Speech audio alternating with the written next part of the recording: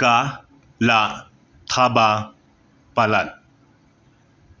It is shining too much. An le kumnua minta. What should be done now? Shna tang kaway. Make only one. Pin delete not. Will you delete it? Ngam dan lad daka way. I don't have any option. Nga don come I need some water.